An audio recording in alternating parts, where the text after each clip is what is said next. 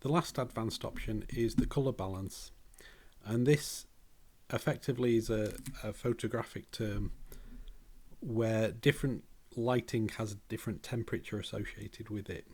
So what this means is that indoor lighting with traditional light bulbs, tungsten light bulbs, tended to be warm. You get that orange glow.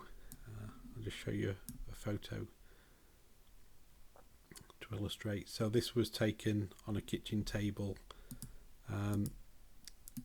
and you get this telltale warm orangey look to the picture, which may be what you want. You know, if it's a romantic dinner scene, that would be perfect. But for this, maybe you want the original colours and it's a little bit too orange. So you can adjust the colour balance. So if I set this to what the image was probably round about what it was originally taken at, you'll see it switches to look far more like a daylight colours. So these are closer to what the true colours of those, of the metal and the wood would be. And this doesn't apply just to indoor photos either. So if I go back to the original, one of those earlier images we were looking at.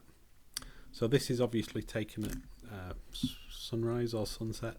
So you've got the warmer orangey glow, you know, and look to the picture.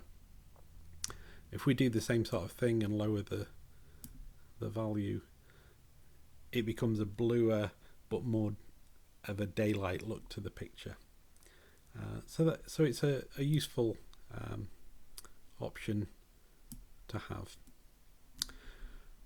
The final one that I've not really covered is hue, and you're probably unlikely to use this much, but it can be used if there's a colour cast to a picture, and this basically adjusts the colours on a range of a colour wheel. So there's 360 settings, so you can go from plus or minus 180 degrees, and it basically lets you change the colour of the image. You can get some very surreal looking effects, and the further at either extreme you are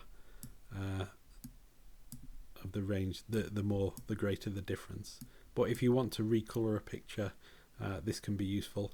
It's also useful if you've got an older photo, say you've got an old Polaroid and the colour reproduction wasn't quite correct, or you've got a picture that's been taken under lighting that has a tint of colour. So maybe you've